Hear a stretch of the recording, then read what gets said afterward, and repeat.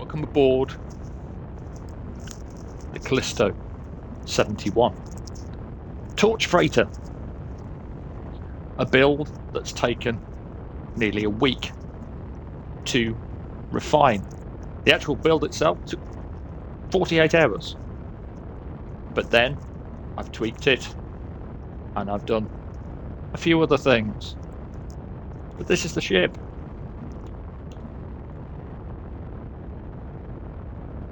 The ship is powered by azimuth reactors.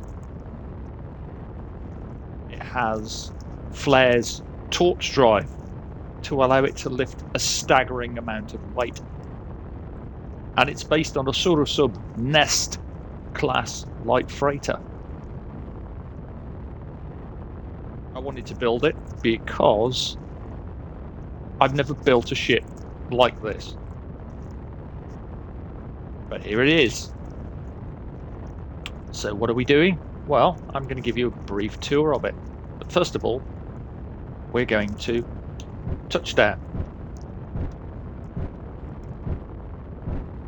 Built a few automated controls into this particular vessel.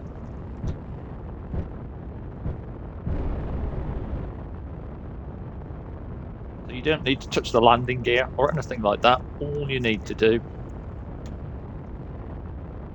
I position it just right.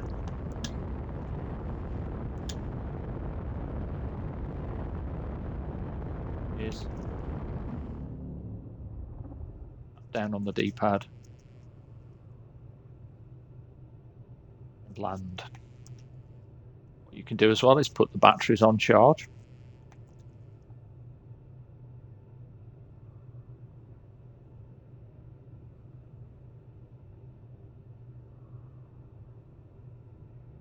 You can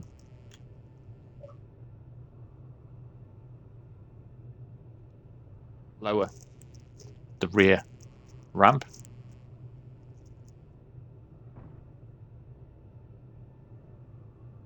Open both airlock doors.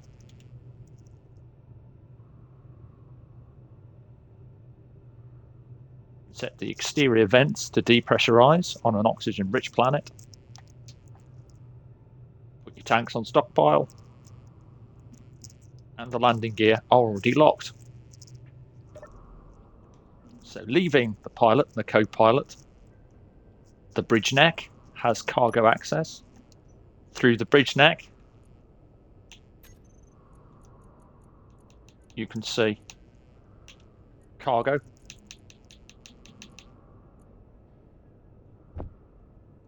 And you can move it from anywhere on the ship into your inventory. You can't put it back there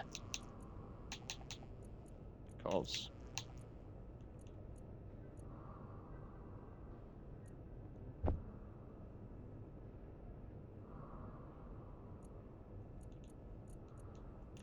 there you go. Move it around any inventory. But you can't put it inside. What I meant is you cannot actually, there's no storage space there. Doors auto close. They are on a timer because we can't use scripts on the Xbox unless we're on a dedicated server. So sometimes it closes them when you open them. But we'll move into the cargo bay, where the oxygen system's stored. We have the refiner and an assembler, azimuth cargo pods, containers, storage tanks. Control here so you can access the inventories. And this cargo bay is copied on this side. There are button panels which allow you to switch all the connectors.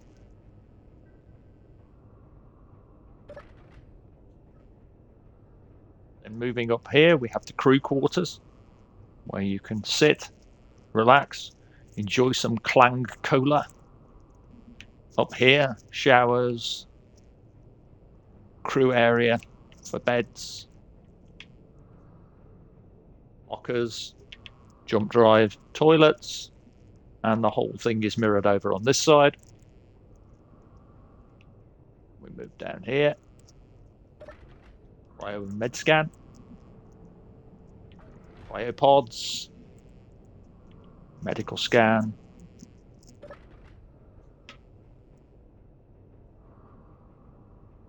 Down here into one of the work areas. Shelves and various things. And then into the back bay where the medical bays are. There's the Scout 1, little scout craft. It can be flown out of the airlock. And up here,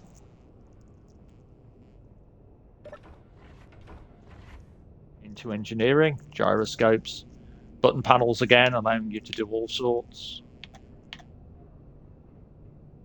Turn the lights off if you want.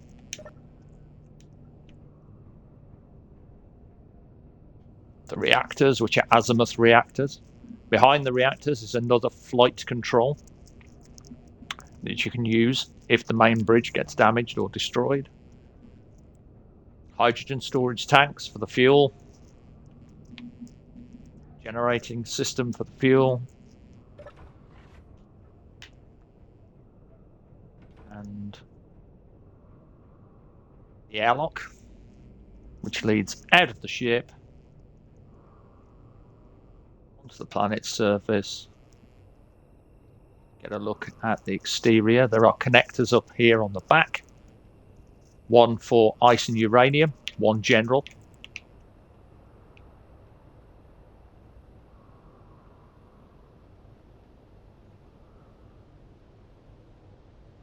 Undership lighting. And two more connectors here again. One auto loads and one is a manual load. The ship itself. The hull. The bridge. The redesigned neck in version 1.8. High-tech solar panels mod.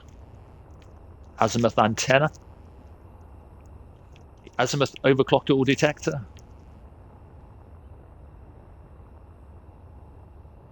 Moving around the back. Flares. Torch drive thrusters. And the Scout 1 little ship uses a combination of pulse drive and torch drive. And the name of the ship. And finally, as we come back aboard, I'm going to show you what I call the launch protocol.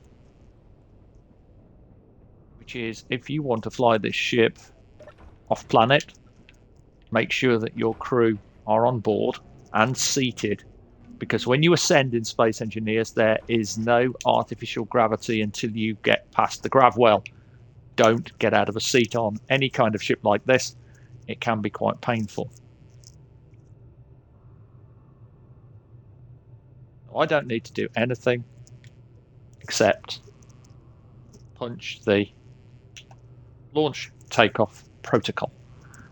Now this will wait a few seconds to allow people to start running on board, because once we're ready to go, it will automatically do a bunch of things. It'll raise the ramp. It will unlock the landing gear. It will put the batteries on auto. It will turn any reactors on if you turn them off. It turns the vents off on the outside, shuts the airlocks, turns the tank off stockpile, and readies it for launch.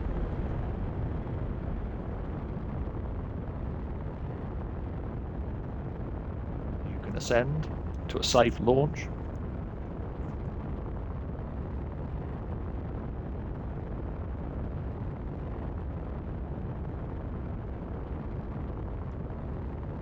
And then activate the thrust overrides, turn off the reverse thrusters, point to the stars, and thanks to these stunning, awesome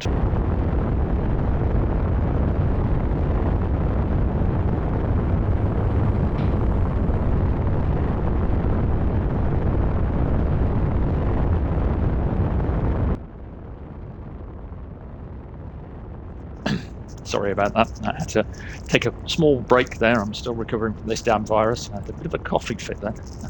Thanks to these awesome drives, we're able to pull away from the planet quite effectively. Head to space. This is Six Dice's Unity skybox as well, which is a gorgeous skybox for the game. That's the Callisto 71.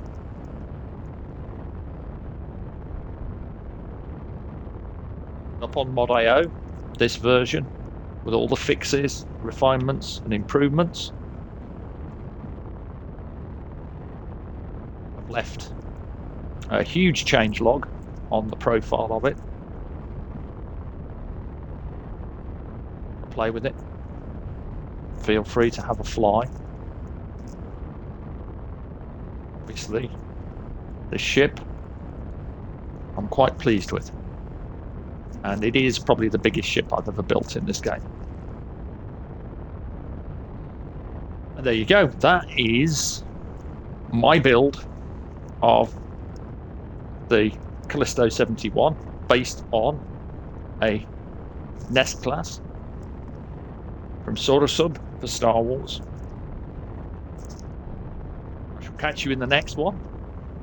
Stay safe, take care, have fun, enjoy the game, and you can build things like this. You can probably build things that are better. All it takes is time and working the game systems out. And if you need a helping hand, well, you know where I am. Reachable on YouTube. You can find me on Discord at the unofficial Space Engineers Facebook group's Discord. I'll leave the link in the description of the video. I'm heading towards 1,000 subscribers. Thank you very much. Bye for now.